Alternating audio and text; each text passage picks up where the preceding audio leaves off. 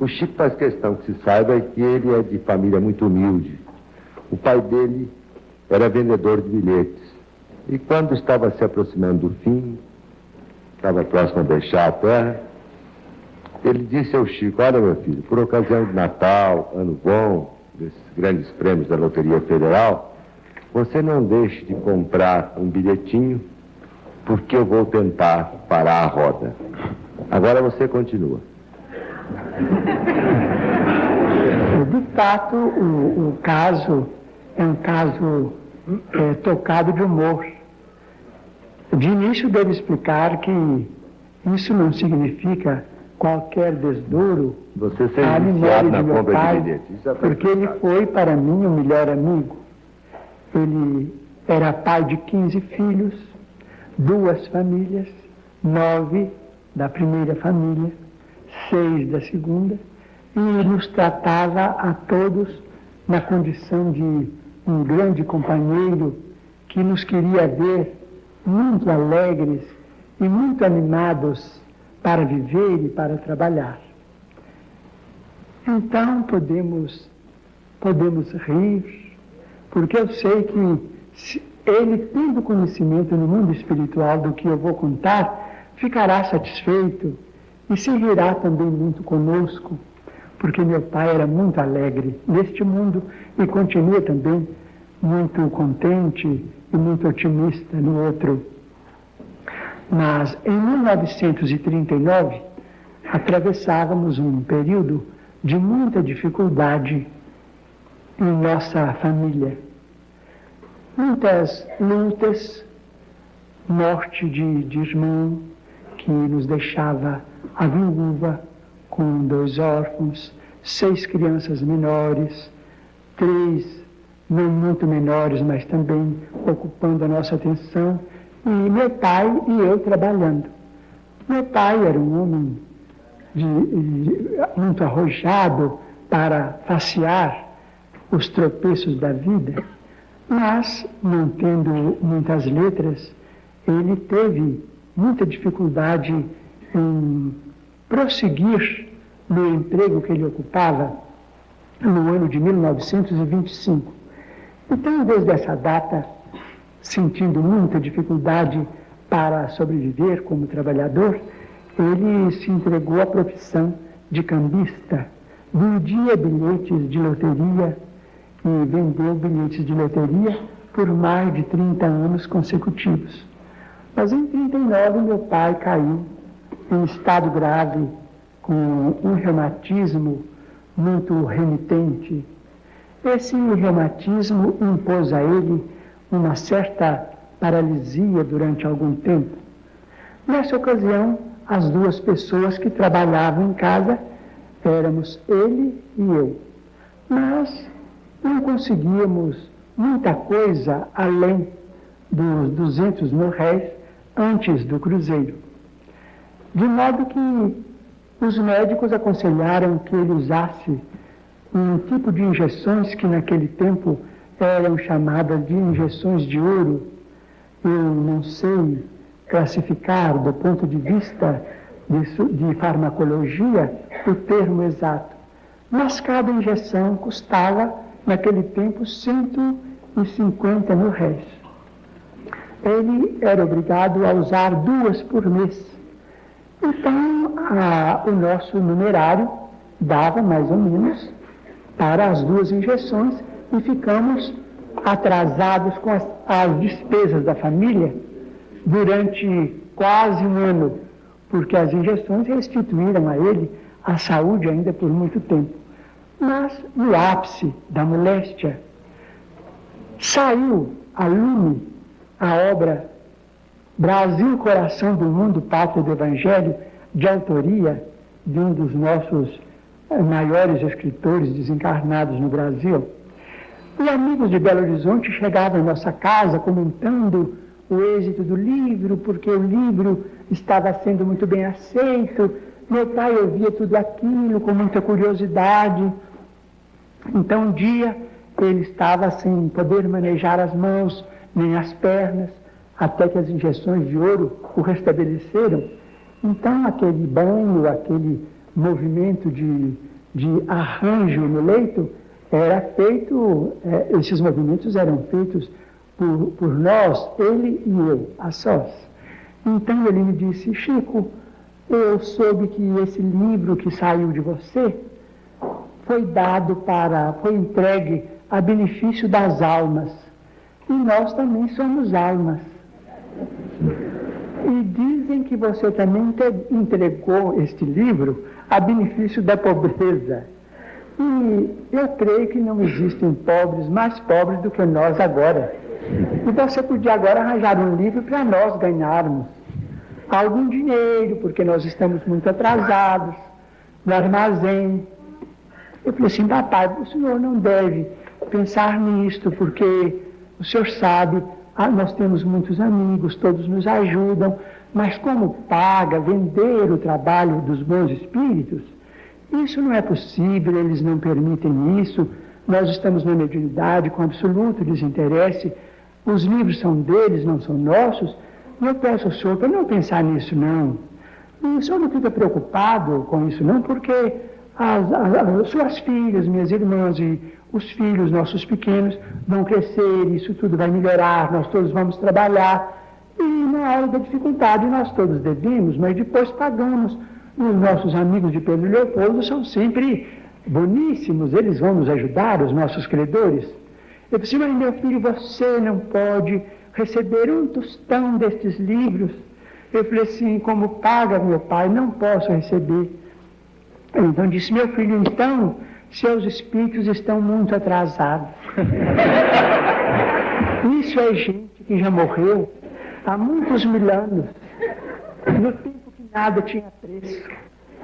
E meu pai, que não entendia bem de literatura, nem deste mundo nem do outro, me disse assim: imagina que eles são tão antigos que em vez de eles assinarem Manuel, eles assinam Emanuel.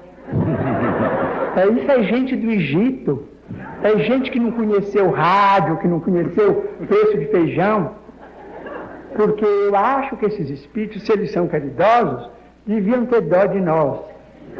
Então eu fiquei assim um pouco constrangido, porque de fato era meu pai, aquela queixa dele era uma queixa de um doente que eu não podia transmitir a ninguém, né? Então ele viu que eu fiquei assim muito triste, com os olhos cheios d'água e tal, mas ele era muito bom. Então falou comigo assim: olha, eu não vou te acariciar porque minhas mãos não estão funcionando, mas não fica triste com o que eu falei, não. Segue para frente com seus livros, com seus espíritos, porque eu vendo bilhete de loterias e naturalmente que em breve eu vou partir para outro mundo. E eu, na hora que morrer, meu filho, vou parar a roda para você. Quando for no mês de junho, no mês de dezembro, você compra o bilhete da Loteria Federal, que eu vou parar a roda ou as bolas para você ganhar. Então até hoje eu compro, né? Não é brincadeira. Eu creio, meu pai, quem sabe é lícito. A Loteria Federal é autorizada pelo nosso governo, eu continuo comprando. Eu chego depois. Não muito, mas em junho e dezembro eu compro. Boa noite, meus irmãos. Essas imagens trazem para a gente muita saudade, né? Saudade de um tempo em que o Chico ainda estava entre nós. Isso aí antes que eu nascesse na Terra, nessa minha atual encarnação, eu pude estar 2 vezes com ele, mas assim, ele fala de uma questão muito importante, né? Contando uma história pessoal, ele nos remete ao capítulo 26 de O Evangelho segundo o Espiritismo, que é um capítulo pequeno, mas de profunda significação. Dai gratuitamente o que gratuitamente recebestes. E logo ao princípio do capítulo, nós começamos com a citação de Marcos 12:38 e Mateus 23:14. Disse em seguida aos seus discípulos, diante de todo o povo que o escutava: precatai-vos os escribas que se exibem a passear com longas túnicas e que gostam de ser saudados nas praças públicas e de ocupar os primeiros assentos nas sinagogas e os primeiros lugares nos festins, que a pretexto de extensas preces devoram as casas das viúvas. Essas pessoas receberão condenação mais vigorosa. Jesus dizia aos discípulos, então, aqui em Mateus 10:8, isso é importante que a gente tenha atenção: restituí a saúde aos doentes, ressuscitai os mortos, curai os leprosos, expulsai os daimones, dai gratuitamente o que gratuitamente haveis recebido. O capítulo 128 do livro Vinha de Luz nos traz uma reflexão de Emmanuel profundamente significativa também. O Emmanuel vai nos dizer o que é a morte e os significados da morte. Ele diz: a morte, para nós que estamos no mundo espiritual, é o recomeço. Mas para o espírito imortal não existe outra natureza de morte que não a morte do erro. E no final ele diz assim: retiremo-nos das zonas escuras do erro para sermos dignos do dom gratuito de Deus, que é a vida eterna. Então, a vida eterna é o dom gratuito de Deus. Deus não nos cobra pela vida eterna.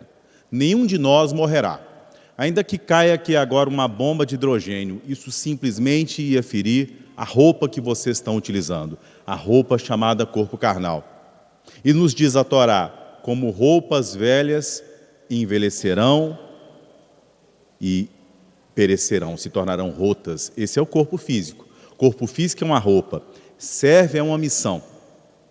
Corpo físico é temporário, mas o corpo físico é um dom temporário dado a alguém que tem o dom eterno de uma vida muito maior do que essa vida aqui. É por isso que Jesus, no Evangelho de João, às portas da cidade de Siquém ou Sicar, hoje lá Nablus da Cisjordânia, dialogando com a mulher, ele diz a ela que vai dar a ela uma água que ela nunca mais vai sentir sede, que é a água da vida eterna, que jorrará em fontes para a vida eterna. Portanto, esse é o dom gratuito principal. O que é que nós vamos fazer com a nossa imortalidade? Com a impossibilidade de morrer. Duas coisas que a gente aprendeu no planeta a partir da primeira revelação. A primeira delas, que Deus é um. A segunda, que Deus é pessoal. Como dizia Emmanuel Levinas, Deus é um outro. Deus gere, Deus interfere. E é por isso que Jesus, orando, diz: Pai, se possível, afasta de mim esse cálice, mas que não se faça segundo a minha vontade, mas segundo a tua. Então é esse ser que gere, que interfere, que é a inteligência suprema e a causa primária de todas as coisas, que nos ama em profundidade, que nos confere a vida eterna. E para que nós estejamos vivos, e esse é o significado da palavra vida, nós temos que estar conscientes do significado de sermos filhos de Deus, para que nos comportemos como filhos dignos. É por isso que na parábola do filho pródigo, que pode ser chamada parábola do pai amoroso, é o evangelho dentro do evangelho, porque nos traz uma mensagem de caráter essencial. Ou a parábola do filho invejoso, o pai amoroso fala para o filho invejoso: nós deveríamos estar comemorando, porque o seu irmão estava morto e hoje ele volta para a vida. E o apóstolo Paulo nos diz que o preço do pecado é a morte. Ora, se eu sei que nós somos imortais, eu entendi agora o que é a morte. E outra coisa que eu entendi é que a vida é gratuita, mas que nós devemos ser dignos dela para que possamos efetivamente estar vivos. O verbo anástasis do grego nos fala de levantarmos-nos. Das raízes da palavra anestesia, nós estamos anestesiados espiritualmente, quando não conseguimos enxergar a verdade. E eu me lembro aqui agora de uma parábola budista sobre um leãozinho que foi criado entre ovelhas. Certo dia ele ouve o rugido de um leão, ele descobre que é um leão, então ele passa a se comportar como um leão, porque até então ele se comportava como uma ovelha. É essencial que a gente entenda que a vida é eterna, porque isso promove uma transformação essencial nos nossos valores. Isso é capaz de exorcizar os nossos medos mais primitivos. A consciência da imortalidade imediatamente muda a alçada dos nossos valores, porque aonde está o nosso tesouro, aí também estará o nosso coração. Então, tudo que vem de Deus e da vida é dom gratuito. Quando você trabalha, vamos pensar livro Paulo e Estevão, mas também nos Atos dos Apóstolos. Pedro e João curavam, e se aproximou deles um feiticeiro chamado Simão. Então ofereceu-lhes prata, para que eles ensinassem a ele como eles faziam para curar. O dom de amor que Pedro havia reunido em si movimentava o fluido sob os auspícios do pensamento do Cristo e curava as pessoas. Isso não pode ser vendido por dinheiro. E é isso que o Pedro diz a ele: a sua prata pereça contigo, porque as coisas divinas não podem ser associadas ao dinheiro. E Paulo, na frente da autoridade romana, a gente encontra uma figura até engraçada, que é um taumaturgo chamado Bar Jesus. Ele discute com Paulo, ele mede forças com ele. Um dado momento, o Paulo diz assim: então, se eu não represento as forças espirituais que eu estou dizendo, você vai ficar calado, você não vai conseguir falar. Ele fica por alguns dias sem falar. Quando ele passa a falar novamente, ele diz: olha, eu queria conversar com você, fiquei impressionado com isso, a gente vai ganhar muito dinheiro junto. Queria aprender como é que você fez isso aqui, né? Então, a associação entre as sociedades mais primitivas, a nossa forma primitiva de entender a sociedade, o Emmanuel diz assim, a mediunidade, o Emmanuel diz assim: o berço da fé é o medo. Então, quando nós não entendemos, nós tememos. E outra confusão que nós fazemos, nós passamos a acreditar que o fenômeno seja distintivo de missão espiritual. Mediunidade ocorre na associação entre encarnados de boa vontade, que recebem como dons do Espírito um corpo com possibilidades mediúnicas, para servirem em associação com desencarnados. O que vem da mediunidade vem dos desencarnados, e nós somos instrumentos. Naquele telefone que o Chico dizia que toca de lá. Então, assim, o fruto do seu trabalho intelectual, o fruto do seu suor, te pertence, mas esse fruto não é mais do que sua obrigação. Emmanuel nos faz refletir assim: se você é um bom professor, você é atento aos seus alunos, você é pontual, você está atualizado na sua área, seja médico, professor, engenheiro, você não faz mais do que a sua obrigação. Quando, além disso, você se sacrifica, aí você está juntando fruto para a vida eterna. Ser pai, ser um bom pai, ser uma boa mãe, não é mais do que obrigação. É o sacrifício que distingue o trabalho espiritual. Então, se é assim com as coisas que nós angariamos pelo nosso mérito, e o que nós angariamos pelo nosso mérito deve nos sustentar. Paulo, por exemplo, quando ele começa a sua missão espiritual, vamos pegar a Epístola aos Coríntios, ele se diz feliz porque ele pregou o Evangelho de Jesus sem ser pesado à comunidade de Corinto. Porque ele aprendeu na infância a ser tecelão, e ele tecia dignamente tapetes e os vendia, utilizava parte do seu tempo para que o trabalho de Deus e dos dons que vinham de Deus não se misturasse com o desejo de lucro material, com a necessidade de lucro material. Ele deveria trabalhar, o Chico trabalhava na Fazenda Modelo de forma exemplar, e o Emmanuel dizia para ele que nunca se diga que você trabalhou mal por causa da mediunidade, que nunca você chegue atrasado, que nunca você deixe de cumprir as obrigações diante de César e dê a Deus o que é de Deus. Que mediunidade é campo do absoluto desinteresse. Se for lá em Miqueias, eles vão falar das pessoas que ensinam por dinheiro. Mas não é só dinheiro. Suponhamos que eu tenha fluido de cura, que eu venha com mediunidade de cura, meu corpo tenha essa quantidade de fluido para isso. Então, quando eu vou curar, quando eu estou visitando alguém para aplicar um passe, para orar pela pessoa, eu não posso pensar, olha, se essa pessoa se curar, ela vai passar a admirar o Espiritismo. Se essa pessoa se curar, ela vai me favorecer nisso ou naquilo, ou ela vai ficar grata a mim. O dom é de Deus. É Deus quem sabe quando vai curar e quando não vai curar. Se é bom curar agora ou se não é. Nosso papel é estender as mãos e entregar ao trabalho divino. Nosso papel é de intermediários. Por isso que o Emmanuel diz assim: não se comportar como proprietário dos bens divinos, dos dons de Deus. Você é proprietário temporário da utilização que faz dos recursos que Deus te dá para você trabalhar e se sustentar com dignidade.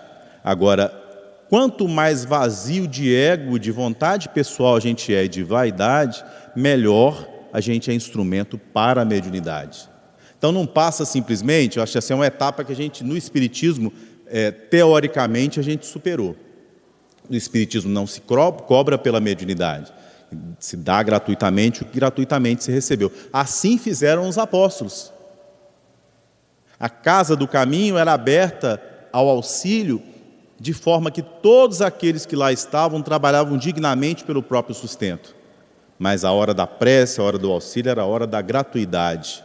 E a gratuidade é, inclusive, superar o desejo de receber gratidão. Que é interessante, porque assim, não receber dinheiro, para quem é espírita, por exemplo, é uma regra. Isso é uma regra, né? Mas é necessário ir aos recônditos do nosso coração, para procurarmos o interesse pessoal. Onde há interesse pessoal, a força curativa e restauradora de Deus não atua. A vida não pode fluir. A flauta, para ser tocada, tem que ser oca. Nós somos individualidade, temporariamente manifestada como personalidade. Mas as expressões da nossa personalidade não devem interferir na hora que nós vamos auxiliar. Nós devemos cultivar o nosso potencial anímico para sermos bons instrumentos. Mas a nossa vontade deve ser a vontade de que o outro se beneficie dos dons que são de Deus, sem esperar coisa alguma em nosso benefício. Quando a gente ama a esse ponto, o sacrifício deixa de ser sacrifício.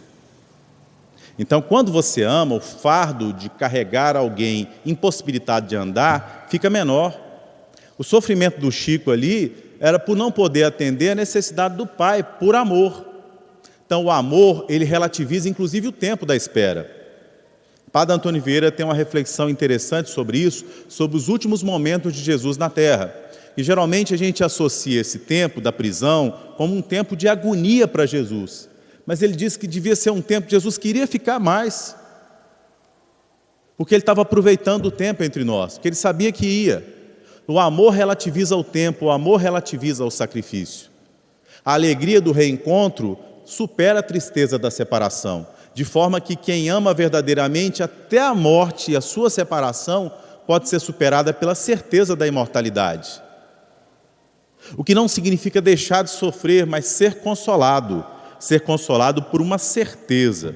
Porque fé tem dois significados da palavra fides, por exemplo, no latim. Acreditar, isso é o primeiro passo, e a outra é fidelidade. Então, acreditar, você pode, por exemplo, eu não tive na minha vida a possibilidade, nessa encarnação, de não acreditar. Eu nasci num lar espírita e desde muito pequeno eu vi materialização de espíritos, eu enxergava os espíritos, eu me comunicava com os espíritos, né? Isso aí me permitia acreditar. O aspecto de fidelidade é outra coisa.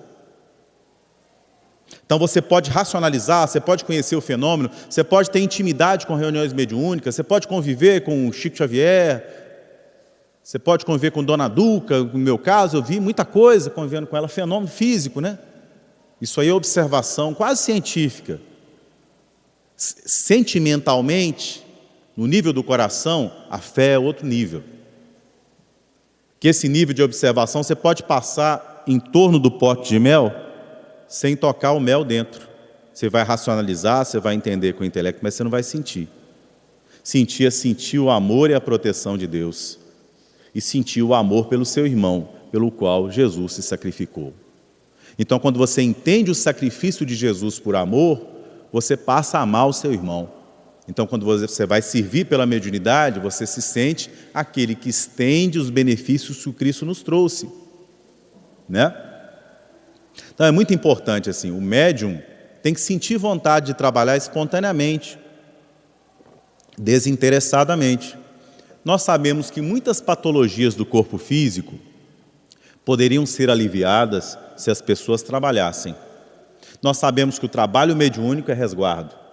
Tanto o trabalho com os braços, sem esperar recompensa, alguém que vai a um lar de idosos, limpa as fezes, troca as fraldas, toca alguém doente, aplica um passe, conversa, transmitindo pela fala os dons do amor que expressam Deus.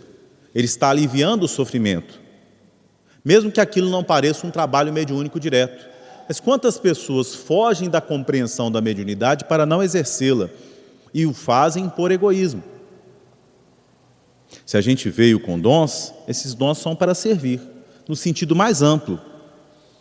E naturalmente, quando nós servimos, nós somos agraciados com uma série de proteções, cuidados necessários ao cumprimento da nossa tarefa, porque Deus nos ama, como a conversa de Allan Kardec com o Espírito de Verdade, que ele se refere às dificuldades que ele atravessava. Mas vocês se preocupam com isso? Se nós não nos preocupássemos, é porque nós não o amaríamos.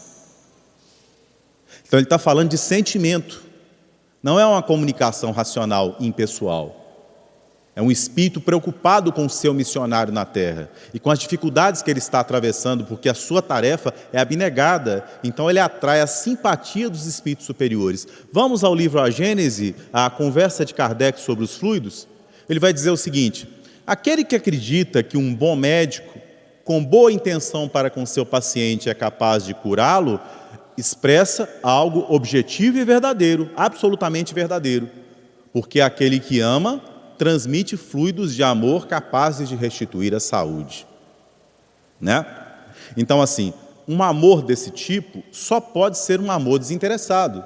Você pode ter ido a algum médium algum dia que te impressionou, da mesma forma que nas comunidades antigas a mediunidade impressionava. Vamos pegar os índios tupi do litoral brasileiro, com as suas várias denominações. Vamos pegar aqui, talvez 2 ou 3, a partir dos relatos de viajantes como Hanstaden, por exemplo, né? Um Jean de Lery. Eles nos dizem dos Caraíba. O Caraíba era uma espécie de taumaturgo, um curador espiritual, que às vezes era nômade entre aldeias. Mesmo quando aquelas comunidades estavam em guerra, ele era respeitado, assim como alguns músicos também.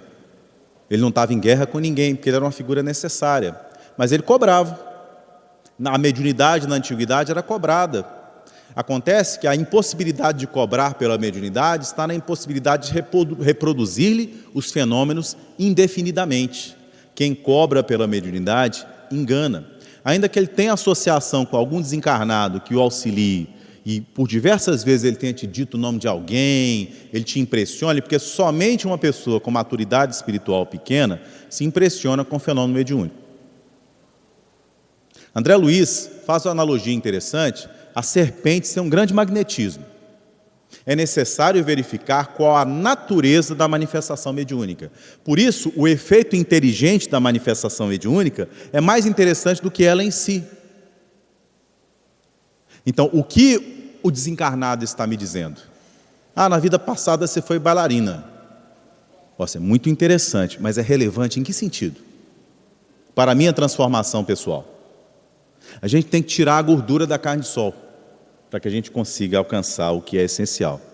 Buscar o essencial na vida é muito importante. A gente passa boa parte da vida iludido.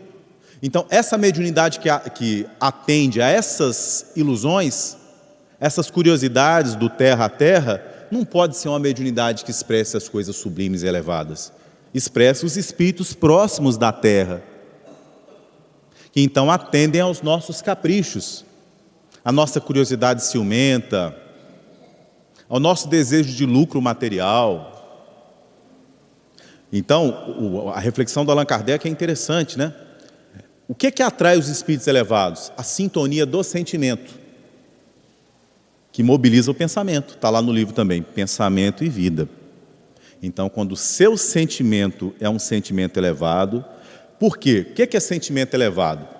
É o sentimento que rompe com a morte. O que é a morte? A anestesia gerada pelos sentidos físicos, pela prioridade dos sentidos físicos. Então, assim, toda vez que a gente prioriza as coisas da matéria, a gente fica anestesiado. A gente se ilude que a gente está num tempo temporário no corpo físico, para descobrir as coisas espirituais. Como onde está o nosso tesouro, aí também está o nosso coração. Se a gente der prioridade às coisas materiais, a gente vai se decepcionar rapidamente. É por isso que o corpo envelhece, para a gente ir perdendo possibilidade. A mediunidade também, ela é orgânica no sentido de manifestação do corpo. E a gente tem que andar enquanto é dia. Então, as suas possibilidades de serviço com a mediunidade são correspondentes ao tempo de saúde do seu corpo. Se você perde aquele tempo, vamos pensar o seguinte, né? Por quantos anos você pode ser professor universitário? Por quantos anos você pode ser médico? Tem um tempo, não tem? Tem uma validade, o corpo tem uma validade. Mediunidade é possibilidade de serviço para ser utilizada num tempo. Aquele que bem utiliza o tempo, potencializa a encarnação. O tempo que seu filho ficou em casa, quanto tempo você tem para educar seu filho? Já pensou nisso? Tem um dia que ele não estará mais sob sua influência moral, direta, e sobre a permeabilidade que o estado temporário de infância permite. Então, tudo na vida é um tempo, e o tempo é rápido. A gente não pode perder tempo. Servir com a mediunidade também é assim, e servir gratuitamente. Fazer do serviço com a mediunidade, que nós devemos buscar com espontaneidade de propósito, desinteressado, oportunidade de nos desobrigarmos das nossas culpas do passado, da nossa vaidade, do nosso egoísmo. Então é necessário fazer da mediunidade caminho de redenção.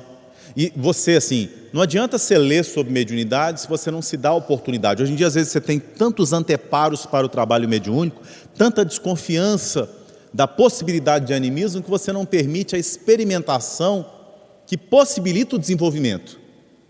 Então é necessário, especialmente entre os nossos jovens, que os caminhos do desenvolvimento mediúnico sejam abertos, que as escolas de estudo da mediunidade sejam possibilitadas, para que não encaremos a mediunidade como coisa extraordinária, mágica, mas para que a entendamos nos seus princípios, nas suas qualidades de serviço, para que o médium não se ache alguém melhor do que ninguém, mas um trabalhador com qualidades específicas, assim como nós também temos especificidades de campos aos quais devemos nos dedicar na vida. A mediunidade é infinitamente especializada para que possamos servir a Jesus e aqueles que sofrem, porque nós também seremos pacientes de auxílio. Sempre somos médiuns das forças da vida, sejam as forças deletérias e as forças que servem à matéria e às suas ilusões, em ciclos de encarnações perdidas em ilusões, que nos fazem perder tempo, né? Nas experimentações sem proveito, nos diz Emmanuel, ou então, se a gente seguir o conselho de Jesus, que nos chama na boa vontade, na espontaneidade do coração, para que possamos oferecer aos nossos irmãos o dom da vida, que Ele nos deu gratuitamente. Por isso é necessário um silêncio às nossas vaidades, um silêncio aos nossos desejos, um silêncio aos nossos projetos pessoais, para que o Senhor possa agir por nós. Quanto mais silencioso o trabalho mediúnico, melhor. Quanto mais despersonalizado, melhor. Agora, mesmo assim ele aparece. Eu digo assim, que a notoriedade é sofrimento, ponto. As pessoas tolas a buscam por tolice. E os sábios a suportam por amor à humanidade. Então, assim, não há como esconder uma cidade que está sobre o monte. O bem é exemplo, porque as boas obras devem ser vistas pelos homens. Mas quando ele é despersonalizado, você consegue se ver melhor. O que eu estou dizendo? Quanto mais você se esvazia de ego, melhor fica o trabalho. E outra coisa que eu estou dizendo é que quando você tem vaidade, orgulho, você fica aborrecido que o outro não agradeceu porque você ajudou, você se melindra no trabalho na casa espírita, você impossibilita os dons que poderiam agir por você. O Senhor quer estender os bens e a gente pode ser instrumento. Quanto mais a gente tem do ego da gente, mais a gente impossibilita o auxílio ao nosso próximo, que poderia passar por nós. Seja qual for a possibilidade de serviço que nós dedicamos. Então, uma coisa é o trabalho profissional, que nós devemos servir a Deus também nele. A túnica de Jesus não tinha costura, Emmanuel usa para falar disso. Então, o trabalho é o templo, a escola é o templo, a delegacia de polícia é o templo, o consultório médico é o templo, né? A empresa é o templo. As pessoas que se encontram conosco estão partilhando oportunidades em que nós somos médiuns das mais diversas possibilidades. Mas aqui a gente está falando dos dons de Deus e de como nós vamos oferecê-los aos nossos irmãos, né? Então é importante a gente trabalhar esse desinteresse. E é interessante também a gente entender que, assim, o conteúdo da mensagem mediúnica é algo que deve ser analisado, né? Porque assim como nós temos espíritos elevados e espíritos menos elevados na Terra, nós os temos também no mundo espiritual. Então é necessário detectar a que veio o espírito. O tempo todo estamos cercados de desencarnados que convivem conosco, né? Qualquer exaltação da nossa vaidade deve gerar no nosso coração desconfiança. Então, assim, nós conhecemos os nossos defeitos. O que é que me impede de trabalhar? Já viu, a pessoa tem um trabalho mediúnico à tarde. Vamos pegar a Fraternidade Espírita Leopoldo Machado e vamos pegar eu mesmo como exemplo, né? Quando eu presto trabalho de passe magnético no Leopoldo Machado, às quintas-feiras à tarde, de 15 em 15 dias. Né? E o que acontece? Quando eu vou trabalhar, geralmente tem 1000 possibilidades de outras coisas para fazer. Mas eu priorizo a atividade. Porque eu sei que preciso da atividade. Não é a atividade que precisa de mim. Não me basta fazer palestras. Não me basta participar de estudos. Eu tenho necessidade de doar meus fluidos. Eu tenho necessidade de conviver com as pessoas e de atendê-las em serviços diferentes, que o serviço de protagonizar ações centrais na casa espírita. Então eu tenho necessidade de ir para o lado dos idosos e lidar com os idosos diretamente. Eu tenho necessidade de fazer atendimento fraterno, de circular nas atividades da casa espírita, para que eu entenda que não há atividade de um e de outro, as atividades são nossas. Toda atividade é digna, né? Então, essa prioridade, o que é a prioridade do coração da gente, né? Prioridade tem que ser Deus. Gravitar, está no Livro dos Espíritos, gravitar para a unidade divina, eis o fim da humanidade. Para isso é necessário que a gente se purifique do nosso ego, para que a gente possa gravitar. Gravitar é atrair-se, é colocar como centro da vida. Onde o ego é o centro da vida, você não está gravitando para a unidade divina. Onde o dinheiro é o centro da vida, você não está gravitando para a unidade divina. Por que você vai se dedicar à atividade profissional? Com esmero, para que você possa dignamente se dedicar à atividade mediúnica. Você vai cuidar com dignidade das suas atividades profissionais, para se sustentar com dignidade, com esmero, com dignidade profissional, capacidade. Você não vai perder a oportunidade, nem deixar de fazer o concurso que apareça, nem estudar mais, nem trabalhar e às vezes entrar na noite para se dedicar mais. Esse sacrifício é necessário para que na sua atividade, sem remuneração, você possa dedicar-se sem se preocupar. E haverá momentos em que, como aconteceu com o Chico, a atividade mediúnica se fará, independente da sua vontade ou do seu esforço, em momentos de extremo sacrifício, sem que, em nenhum desses momentos, a atividade mediúnica possa servir, nem indiretamente, para gerar qualquer dividendo para a nossa vida pessoal, ou para o nosso lucro pessoal. Essa é a proposta do Cristo. Né? Então, dar a César o que é de César, porque havia os santos na casa de César. Quando Paulo chega à presença de Nero, sua presença e o cuidado da sua presença lá é favorecido por uma série de funcionários do palácio de Nero que eram cristãos. Então, em todos os campos da vida, nós temos a presença dos emissários divinos. Em todos os lugares que nós nos encontramos, nós podemos servir. Não devemos criar estereótipos. Só quem está nessa posição está evoluindo. O prostíbulo tem a sua proteção espiritual. A Cracolândia tem a sua proteção espiritual. Ninguém está perdido. Ninguém morre. Não há perdição eterna.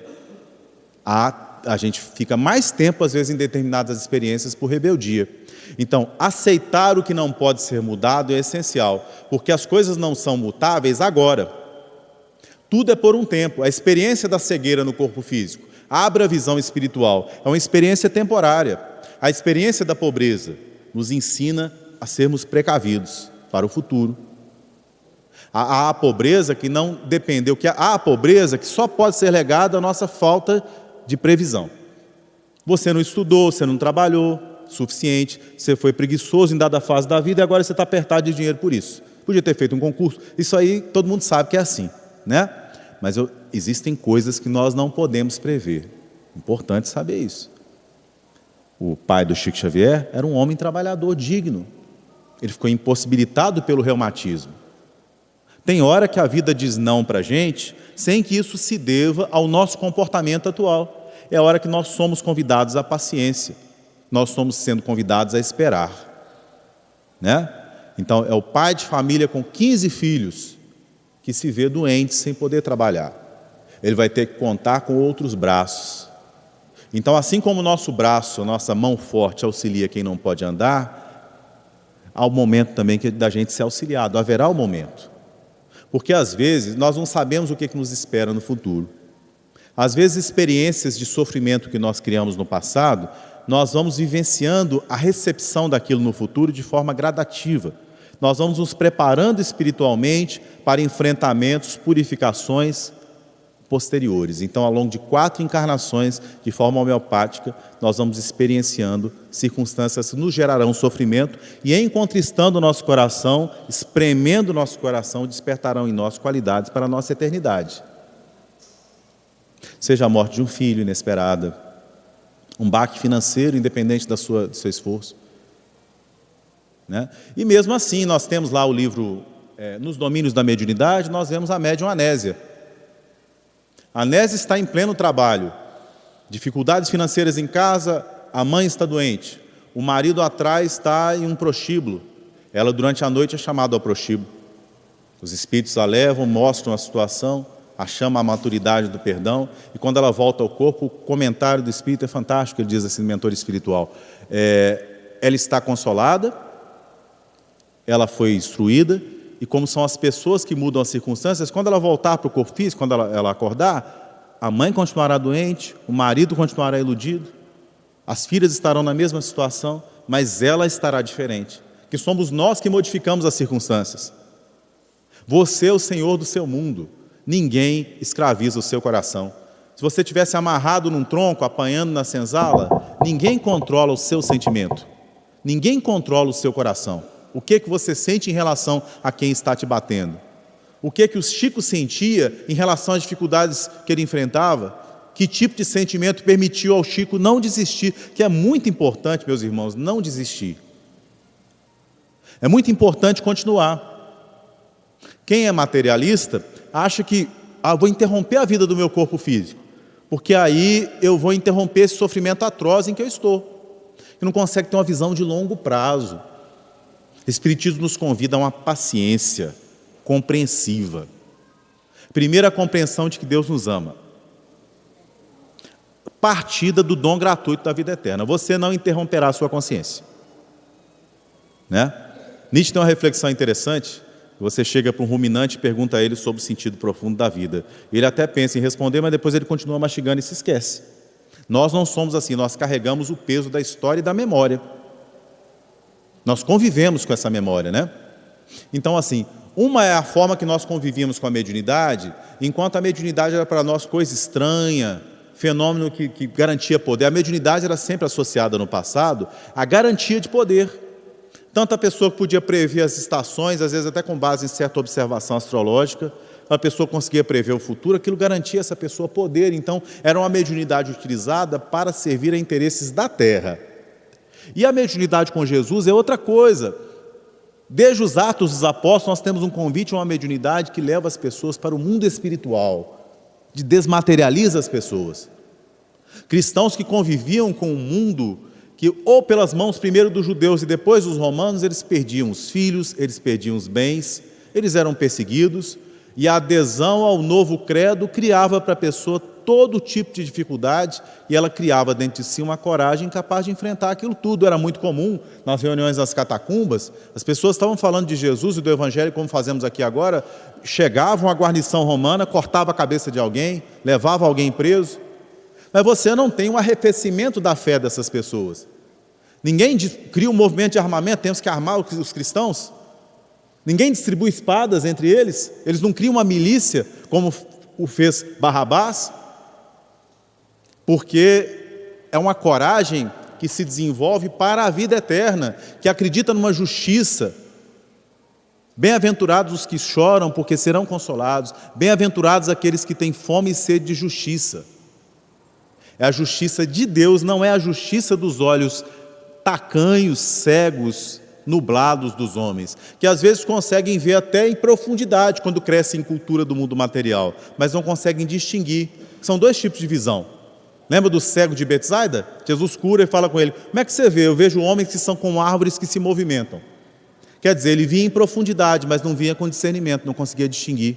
A gente tem que desenvolver as duas visões. Tem que verticalizar e horizontalizar. Horizontalizar para viver na terra e verticalizar para entender o sentido espiritual da encarnação, sem o qual a vida fica vazia. Essa semana nós temos 2 casos de suicídios de pessoas destacadas no meio da moda, da televisão, da gastronomia. Porque o mundo material não é capaz de preencher o coração. Porque o mundo, mesmo mundo que dá, ele tira. Que essas ilusões um dia se quebram. Emmanuel fala: respeite os idosos. São aqueles que já começaram a se desiludir, já estão avançados no processo de desilusão. A vida é para a gente se desmaterializar, né? Então, meus irmãos, não percamos a oportunidade de trabalhar. Não fuja das suas possibilidades mediúnicas. Se você tem sensibilidade, você acha que pode servir, aproxime-se da compreensão de como fazê-lo, aprimore a sua mediunidade com humildade, aceite se corrigir, para que a gente possa ser um bom instrumento de serviço. E jamais, em quaisquer dos nossos trabalhos que envolvam falar ou transmitir a vida de Deus ou as coisas de Deus, jamais pensemos em remuneração, mas continuemos no caminho. É importante persistir. A tarefa, qual a minha tarefa? Que está à minha frente. A educação dos meus filhos, o casamento, que é sempre campo de aprimoramento espiritual, a minha profissão, mas também o que eu dou para Deus e para os meus irmãos, que eu devo fazê-lo de forma desinteressada.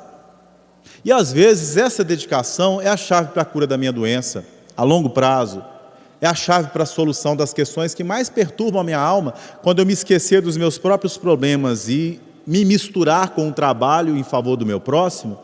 Naturalmente aqueles problemas vão se equacionar. Eu vou descobrir ao longo do trabalho que eles não eram tão importantes, que as prioridades da minha vida vão mudar. Eu vou descobrir o que é sofrimento e o que não é, com base no método da imortalidade, não com o método das coisas passageiras. Então, o sentido da consolação não parte de entregar dinheiro para alguém, simplesmente, ou curar a doença de alguém. Uma coisa é certa: se você vem à casa espírita buscando a cura da doença, você pode obtê-la, mas só que seu corpo vai adoecer de novo, lamento informar. E um dia esse corpo vai perecer. A doença não tem nenhuma relação com a hora da morte. Tem gente muito saudável que desencarna.